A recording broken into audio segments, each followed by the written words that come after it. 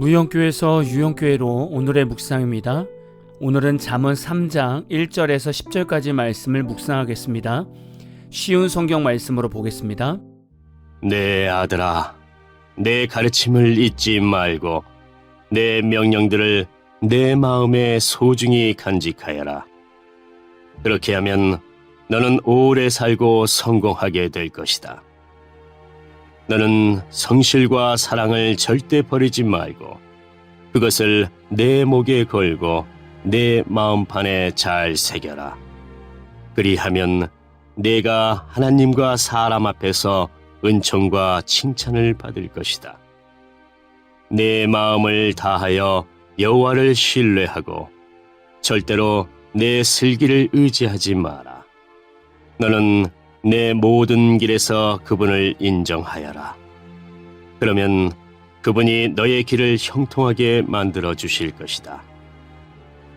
스스로 지혜로운 채 하지 말고 여호와를 경외하고 악한 일은 피하여라. 그것이 내 몸을 치료하고 내 뼈들을 윤택하게 해줄 것이다. 내 재물과 내 수확물의 첫 열매를 드려 여호와를 공경하여라. 그러면 내 창고들이 차고 넘치게 될 것이며 내 포도주 통들이 포도주로 가득 찰 것이다. 오늘 말씀을 보면 조건문의 구절로 이루어져 있습니다. 하나님께서 우리에게 어떤 것을 요구하시고 그것을 충족시킬 경우 우리에게 주시는 삶을 나타내고 있습니다. 오늘 말씀은 여러분이 가장 바라는 것들이라고 생각합니다.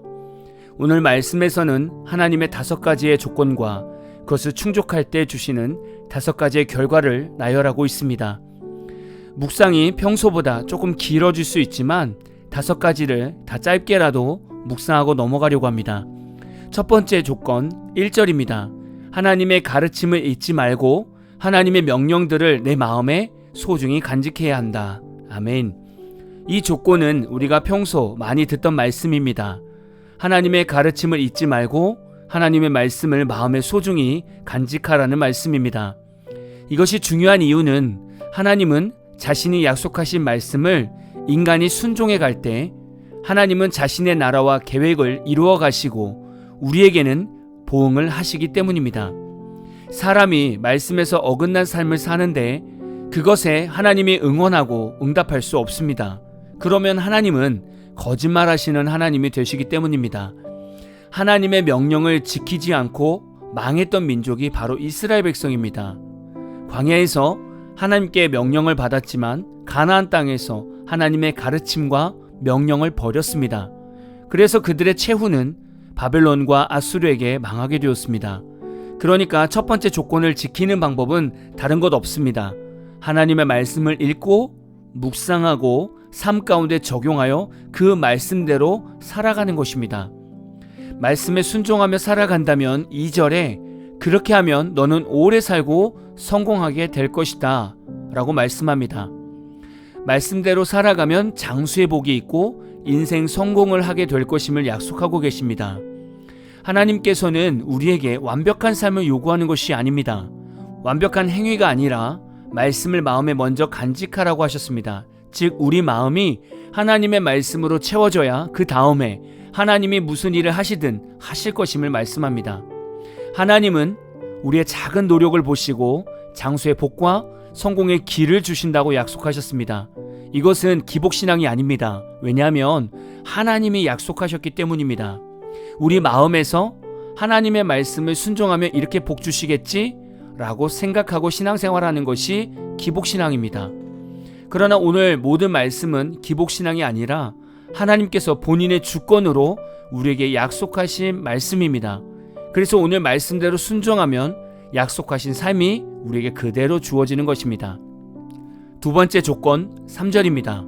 너는 성실과 사랑을 절대 버리지 말고 그것을 내 목에 걸고 내 마음판에 잘 새겨라. 두 번째 조건은 성실과 사랑입니다. 성실은 개역 개정에서 진리라고 말합니다. 성실, 진리라는 것은 확실하다, 경고하다 등의 의미를 갖는 동사에서 유래한 명사입니다. 상황이나 형편과 관계없이 견고하게 자신의 말한 바를 확실하게 지키는 성실성을 가리킵니다. 사랑은 개역 개정에서 인자라고 말합니다.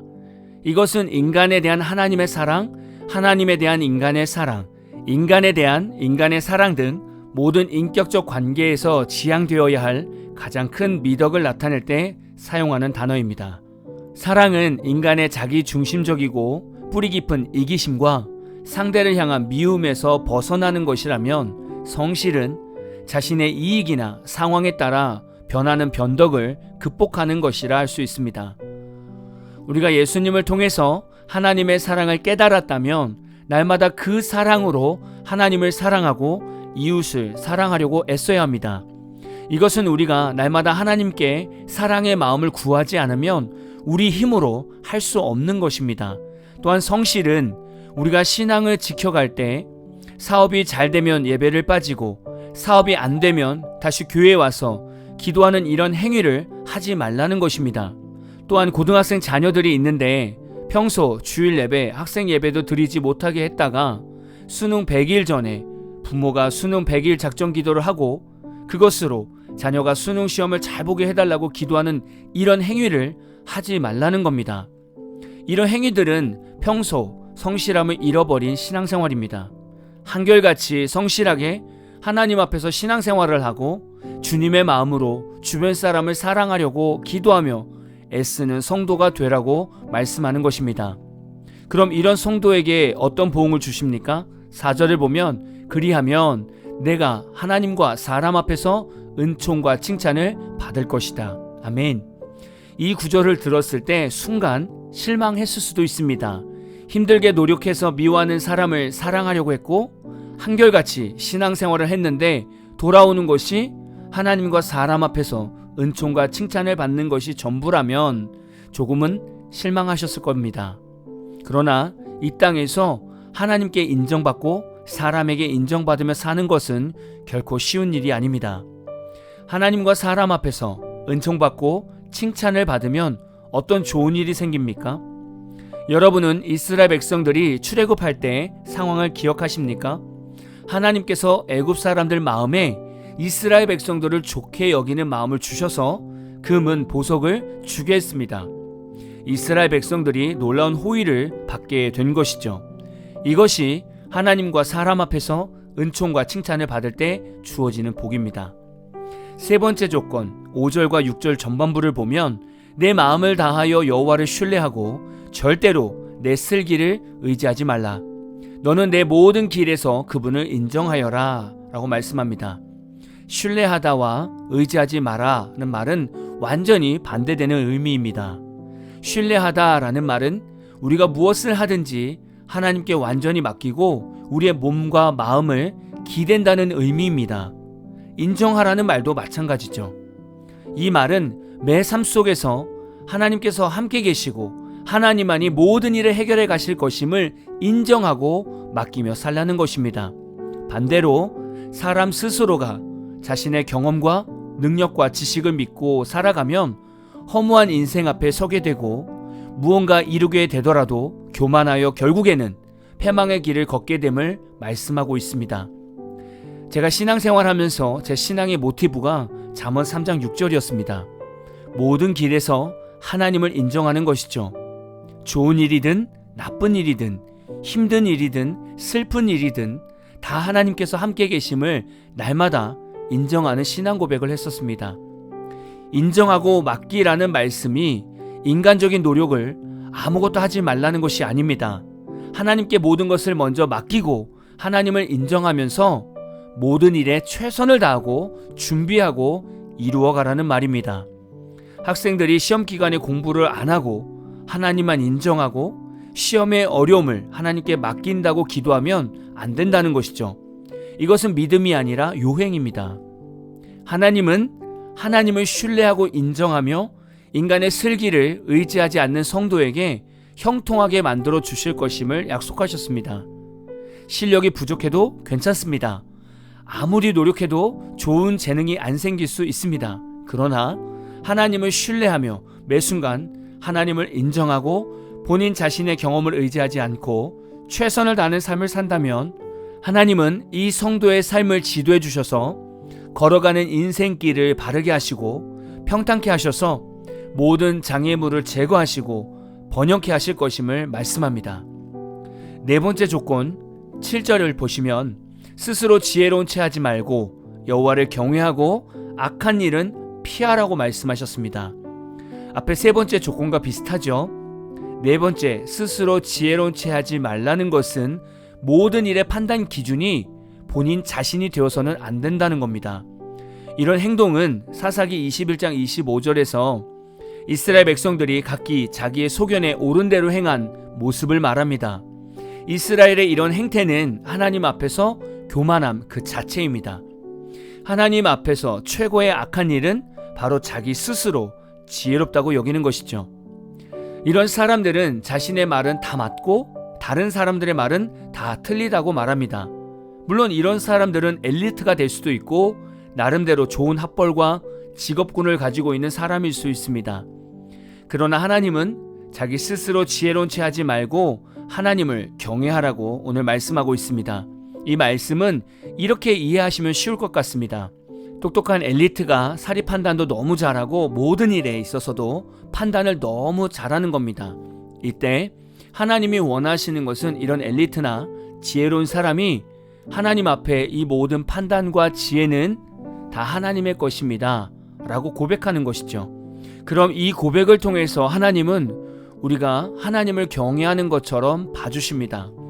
하나님을 사랑하고 하나님과 함께하고 싶고 하나님의 뜻을 구하고 싶은 자세가 경외함이지 않습니까? 그러니까 나름대로 지혜로운 사람이 하나님을 찾고 하나님의 지혜를 구할 때 그 모습이 하나님 보시기에 겸손해 보이는 것이죠. 하나님은 이런 성도에게 8절을 보면 그것이 내 몸을 치료하고 내 뼈들을 윤택하게 해줄 것이다 라고 말씀합니다. 여러분은 건강하게 살고 건강한 상태에서 죽고 싶으시죠? 8절 말씀을 단순하게 말씀드리면 건강의 복입니다. 영의 건강뿐만이 아니라 육체도 건강하게 지켜주실 것임을 말씀합니다. 그러니까 스스로 지혜로운 채 하는 교만이 우리 영혼과 육에 얼마나 큰 악영향을 끼치는지를 잘 알아야 합니다. 마지막 다섯 번째 조건은 9절을 보면 내 재물과 내 수확물의 첫 열매를 드려 여호와를 공경하라고 말씀합니다.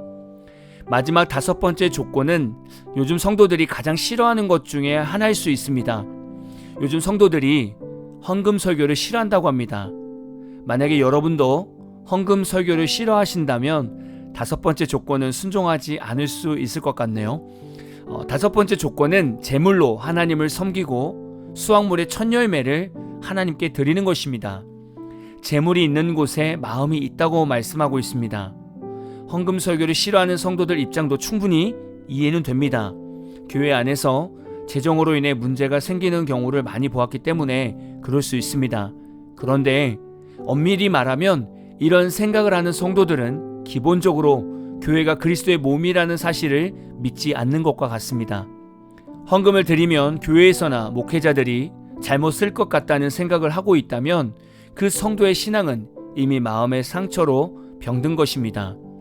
우리가 알아야 하는 것은 우리의 신앙을 제일 심하게 갉아먹는 것이 재물이라는 겁니다. 하나님 앞에서 정직하지 못하게 하고 욕심을 갖게 하고 교만하게 하고 쾌락에 빠지게 하는 것이 재물입니다. 하나님 앞에서 재물이 깨끗하지 않으면 결코 탄탄한 믿음을 가질 수 없습니다. 오늘 말씀에서 수확물의 첫 열매를 드리는 것도 그 사람의 마음 중심을 말합니다. 재물을 드리는 행위는 모든 열매를 하나님께서 지으셨고 우리에게 은혜를 베풀어 주신 것을 신앙 고백하는 것입니다. 그래서 어떤 성도는 가게를 할 때 매일 첫 손님의 수입을 모아서 주일에 헌금을 드렸다고 합니다. 수확물의 첫 열매를 드리는 행위와 비슷한 거죠.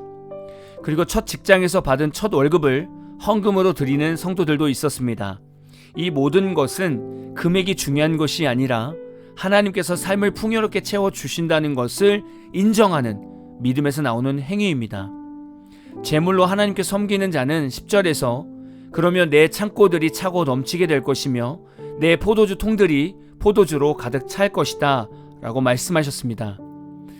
재물을 하나님께 깨끗하게 드리면 하나님은 창고들이 넘치게 하고 농작물의 수확을 풍요롭게 하신다고 약속하셨습니다. 현대 시대로 풀어보면 통장에 잔고가 넘쳐나고 부동산이 늘어나는 일이 있다는 것이죠. 물론 이런 복을 받으려면 어설프게 헌금하고 어설프게 11조하고 어설프게 흉내내는 것을 말하는 것이 아닙니다. 하나님과 1대1 관계에서 재물에 있어서만큼은 하나님보다 더 사랑하는 우상이 되어서는 안 된다는 말씀입니다. 오늘 말씀을 들어보시면 우리 인생에서 바라던 것이 다 있지 않습니까? 그런데 우리 성도들은 왜 이런 삶을 모두가 누리지 못하고 있을까요? 5가지 중에 하나라도 빠지면 이런 복을 누릴 수 없습니다. 오늘 말씀을 스스로 좀 더 묵상해 보시고 여러분은 이 5가지 약속의 말씀을 잘 지키며 살아가고 있는가를 점검해 보십시오. 그리고 함께 묵상하는 성도분들 중에 이런 복을 실질적으로 누리는 성도가 세워지시길 진심으로 축복합니다. 오늘 마무리 찬양은 예람 워십이 부른 축복이라는 찬양입니다. 찬양 후에는 잔잔한 연주곡이 있습니다. 말씀을 생각하면서 기도하는 시간을 가져보십시오.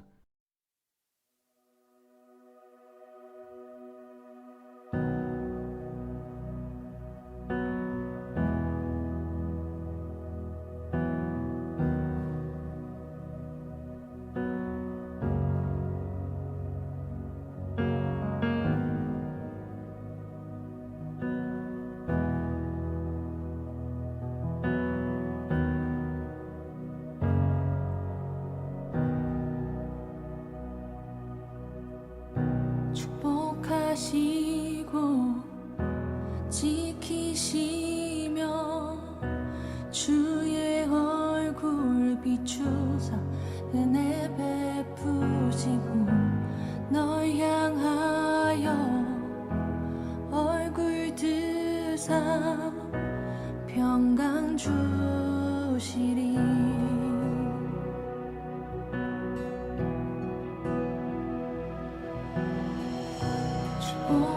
축복하시고 지키시며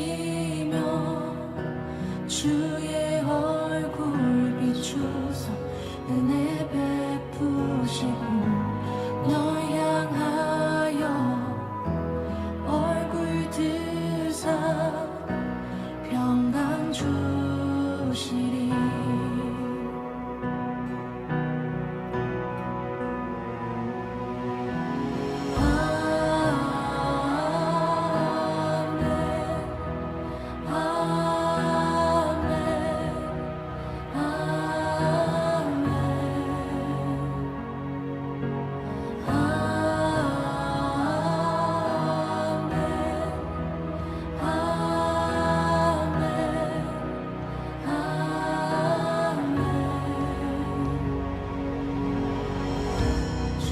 축복하시고 지키시며 주의